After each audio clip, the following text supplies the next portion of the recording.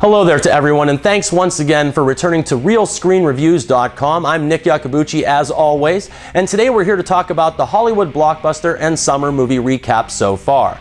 Major Hollywood studios seem to put all their faith and money into these tentpole movies that are supposed to reap the monetary benefits of the summer movie season, but sometimes they succeed and sometimes they fail miserably.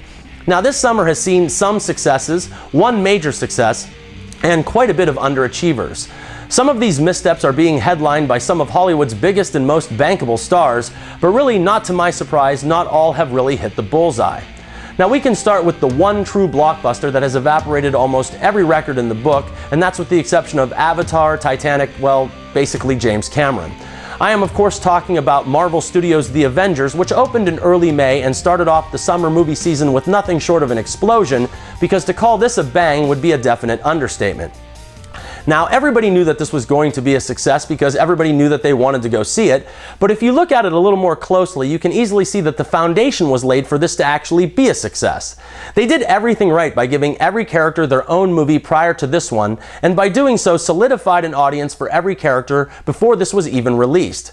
They truly assembled a great cast, put the right man in charge of the project, and getting the Hulk finally correct didn't hurt either. Now, when The Avengers opened back at the beginning of May to a record-shattering 200+ million, I must admit that even I was completely astounded. The fact that in its second weekend it still topped 100 million was just as impressive, and solidified that the summer blockbuster was not only still alive, but could breathe life into a worldwide lackluster box office. Now you have to take into consideration that other films that were opening that were not as popular as this one were getting spillover ticket sales from sold-out performances of The Avengers. Now that being said, movies such as Dark Shadows, Battleship, and What to Expect When You're Expecting still couldn't even rake in enough money to break even. It seems to me that for every Avengers there are many disappointments. The star power of Johnny Depp mixed with the built-in cult following couldn't propel Dark Shadows to more than 75 million on a budget of 150. What to Expect was actually made on a very modest budget of $40 million, and as of this recording has only managed to make just over 39. But the real prize of 2012 has to go to young actor Taylor Kitsch. His combined two blockbusters have a budget of $460 million and have yet only made a combined $135 million. Now personally, I like Taylor Kitsch and I think that he's a talented young actor, but he really needs to start being a little more choosy when it comes to picking projects, or pretty soon he's going to be known as the Taylor Kitsch of death. John Carter was such a financial disaster that the head of live-action pictures of Walt Disney Studios resigned from his position, and Battleship could have easily been known as Sinking Ship. Now I will say that May hasn't been all bad. The Dictator has been solid in relation to its cost, and both Men in Black 3 and Madagascar 3 have been solid hits. You also have to realize that both of these films are the third part in a series and come with a built-in audience, so I would at least hope that there would at least be some excitement or expectation on the part of the ticket buyer. Now this takes me to June, which started off pretty well with Snow White and the Huntsman. This movie started off really strong, pulling in 56 million in its opening weekend, but at this point has only made 130 on a budget of 170. Also in early June we saw Ridley Scott's Prometheus, which by the way I loved and saw 3 times, but has come up $40 million short of its production costs. June has also seen its fair share of misfires, with last week's double duo of disasters in the name of That's My Boy and Rock of Ages. Now at least Rock of Ages has the star power to justify its $75 million budget, but what will haunt me till the day I die is where the $70 million went that it took to make the POS known as That's My Boy. Both of these films will go down at the end of the summer as big budget disasters, and I do not mean that in the sense of Twister or The Poseidon Adventure. Now opening this week is the $70 million Abraham Lincoln Vampire Hunter, which yes, I really like that a lot and I don't care what anybody else says. And if Honest Abe can find an audience the way that Celine did with the Underworld films, well then they should have no problems recouping their investment worldwide. Now I'm not going to count out Pixar either, but with a budget of $185 million, Brave has a lot more work to do than the vampire slaying 16th president. This brings me to next week's, which should be one of the more lucrative weeks of the year for Hollywood. Now, you have 4 major releases opening up in the names of Ted, Magic Mike, People Like Us, and Tyler Perry's Medea's Witness Protection. Now, my research tells me that Madea and Magic Mike have less than modest budgets under $10 million, and Chris Pine's People Like Us cost a mere $16 million.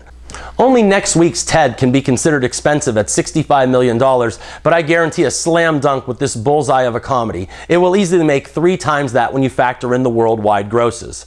Looking further out into July, Hollywood is releasing less films, but to me they look like they're more of quality. I don't think that you need to be Nostradamus to predict a solid box office take for The Amazing Spider-Man, and Oliver Stone's Savages has put together one great trailer that should be enough to entice audiences. I'm really not sure of that because it does star Taylor Kitsch. A week later, you have a new Ice Age, and based on the fact that they have all been more successful than their previous ones, and taking into account that Madagascar has performed well above expectations, this should do really well. The Dark Knight Rises has stiff competition in both the Avengers and its predecessor, The Dark Knight, but this should prove to be one of the year's biggest hits. August then should also have its fair share of hits with Colin Farrell's remake of the Arnold Schwarzenegger action classic Total Recall, which by the way looks slam bangin'. You also have Jeremy Renner to look forward to in the new Bourne Legacy, as well as Sly Stallone and the gang back for the next installment of The Expendables.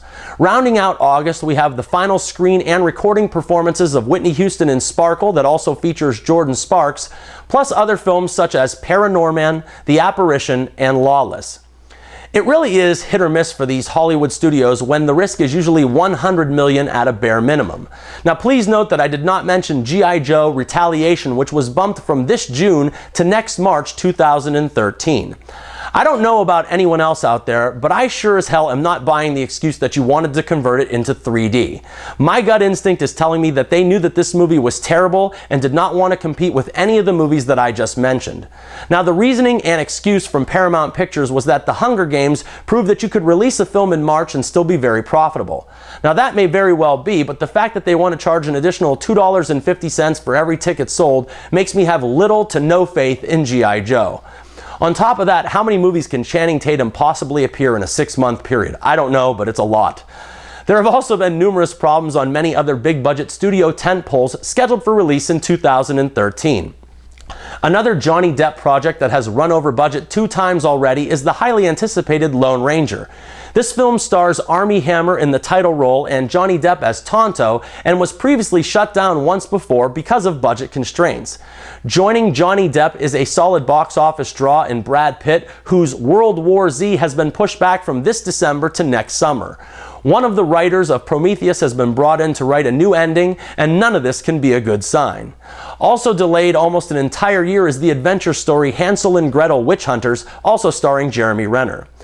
However, looking forward to the end of 2012, there are many blockbusters that should be worth seeing. The first and foremost that comes to mind is Peter Jackson's Part 1 of The Hobbit, which opens in December. This will also open alongside Steven Spielberg's Lincoln, that will feature no vampires. And speaking of vampires, Thanksgiving will see the big finale of the Twilight franchise. Then slipping into the holiday season is the adaptation of the Lee Child literary hero Jack Reacher, starring Tom Cruise, as well as Quentin Tarantino's Django Unchained and Baz Luhrmann's The Great Gatsby.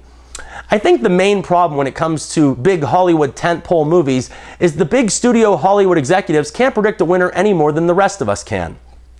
Now sure, you can fill a film with genuine star power, but nothing is etched in stone and nothing can ever be called a sure thing.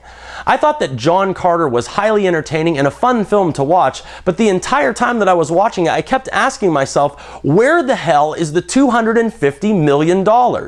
I truly believe that sometimes movies just get away from the filmmaker, and not only that, they get away from the studios themselves. The fact that they pulled the plug once on The Lone Ranger kind of solidifies that thought process.